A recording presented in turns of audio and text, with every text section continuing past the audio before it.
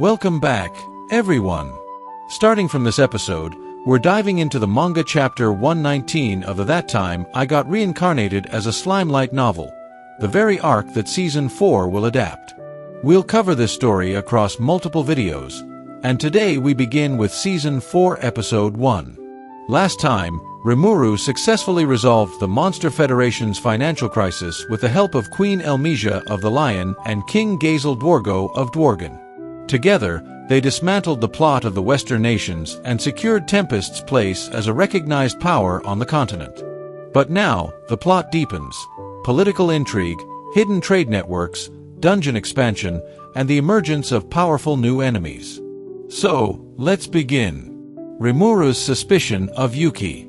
Shortly after the founding festival, Rimuru meets with the rulers of Blumund, Dwargon, the sorcery dynasty of the Lion, and even representatives of Falmouth. The agenda: to determine who was behind the manipulation of traders at the festival. And here, Rimuru's suspicion sharpens on none other than Yuki Kagurazaka. Why?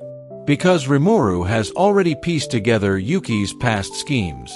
He knows Yuki incited the Seven Clergy, pushing Hinata into battle against Tempest.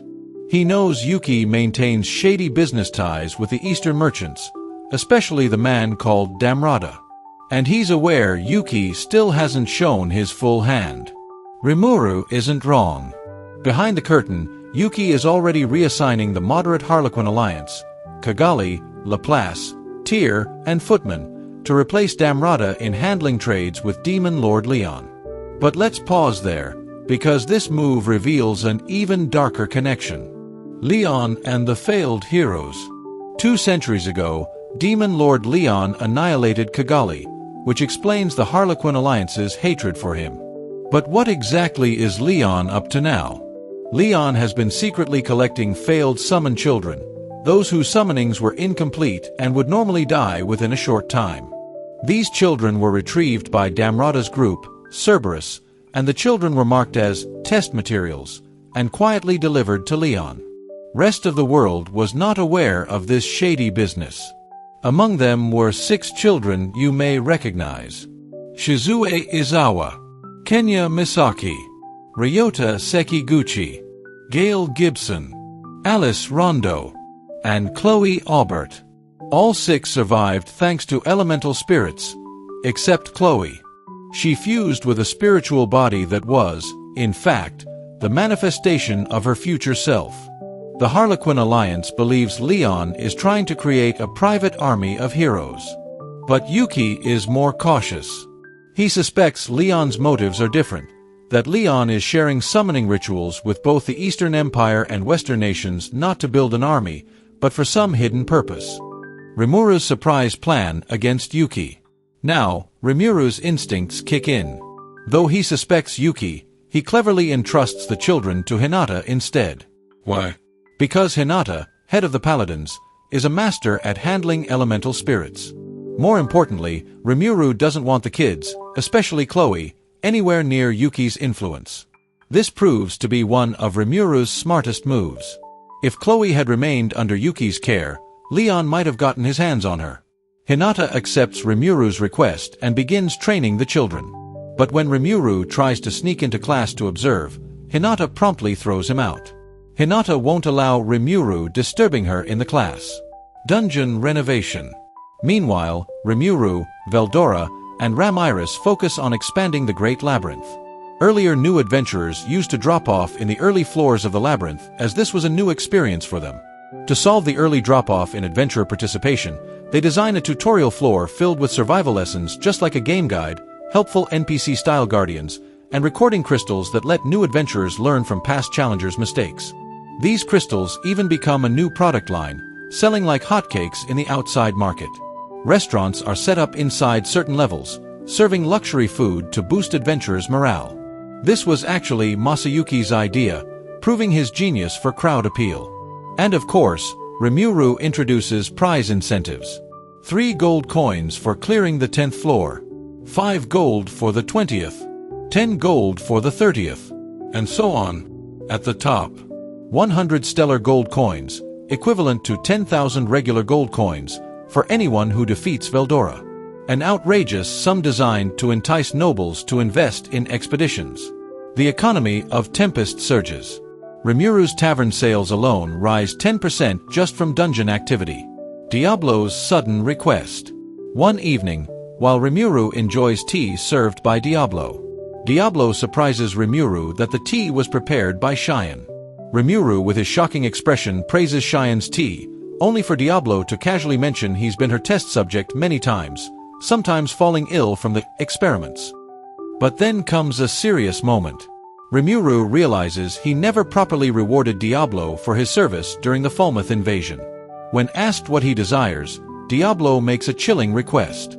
He wishes to recruit a subordinate who could carry out Diablo's task, like destroying the nation. Rimuru is stunned, like where would Diablo find such a subordinate capable of overthrowing the nation? Diablo asks, all he needs are vessels, physical bodies, similar to what Rimuru created for Beretta. Though uneasy, Rimuru agrees, setting the stage for the creation of the Black Corps, the single most terrifying fighting unit in Tempest's future. Rimuru's new spirit bodies. Determined to help Diablo, Rimuru secludes himself in a private research lab built by Ramiris. There, he develops methods for mass-producing bodies, both for Diablo's future subordinates and the trainee sisters. And deep within the lowest levels of the dungeon, near Veldora's chamber, multiple laboratories flourish. Gabiru and Vesta lead potion research in one lab. Ramiris conducts her experiments in another lab. And now Rimuru joins them, working in secret lab. Tempest's technological foundation is growing rapidly beneath the labyrinth. Attack on the labyrinth. But then, trouble strikes. Maumile reports that a noble-backed party called Green Fury has stormed through the labyrinth. Cloaked in green, they crushed the Floor 20 boss in just 3 days. Their leader, Ein, is an elementalist of terrifying skill. But more disturbingly, Ein is secretly a member of the Apostles of Vert, a cult devoted to misery, the Green Primordial. This information is not given in manga, but I am bringing here for my viewers only. This means Green Fury's rise isn't just an adventure success story. It's the infiltration of the labyrinth by forces tied to primordial demons. Green Furies exploits Ramiris's labyrinth. Using clever tricks, Green Fury begins abusing the labyrinth's mechanics. At first, they were only a 10-man party. But after reaching the 30th floor, they used recording crystals to save their progress, then blew a return whistle to safely exit. Once outside, each of those 10 recruited 9 more fighters, swelling their forces to a full 100 adventurers. Then, with their checkpoints saved, all 100 dove back into the labyrinth and immediately swarmed the boss of floor 30. With overwhelming numbers, they crushed it and surged toward the 40th floor. Their advance was fast. Far too fast. But what truly unsettled Rimuru was what Ramiris revealed next. Hinata versus Veldora. Ramiris told Rimuru that Green Fury will reach to floor 40 very soon, and then there is a problem with next floors. Rimuru wonders what problem is Ramiris talking about. Ramiris tells the reason Green Fury might break through so easily is because the guardians of floors 60 to 90 are missing. Why? Because the Holy Knights under Hinata were training in the labyrinth. At first, they lost to the 70th floor guardian, the Elemental Colossus. When they revived, one knight boasted that even Hinata herself couldn't surpass their achievement. Bad move. Enraged, Hinata personally entered the dungeon.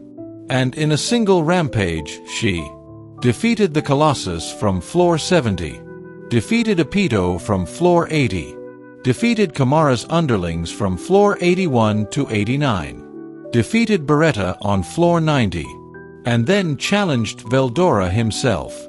Hinata unleashed everything: magic, curses, enchanted weapons, even her trump card, Melt Slash, the same technique that once cut down Rimuru. For the first time, Veldora was actually surprised because the attack had scratched his thick skin. The attack reminded him of the hero's absolute severance, the technique that once sealed him away. But ultimately, Hinata could not defeat the Storm Dragon. The labyrinth remained standing, though Ramiris's masterpiece was left in ruins. Ramiris and Veldora are out of ideas to solve the problem with missing guardians and the outburst of Green Fury, and so they ask Rimuru to look into this. Rimuru takes action. And so, Rimuru, Veldora, and Ramiris convene once again. What strategy can they create to fill the missing guardians? How can they counter the rising threat of Green Fury and the Apostles of Vert? As they brainstorm, however, an unexpected guest arrives, a surprise visitor who will soon turn their plans upside down. Who is it? And how will their arrival change the future of Tempest's labyrinth? We'll answer that in the next episode. If you enjoyed this breakdown, don't forget to like, comment, and subscribe Anime 1 Point. And let me know in the comments, what do you think Yuki's real goal is? Until next time.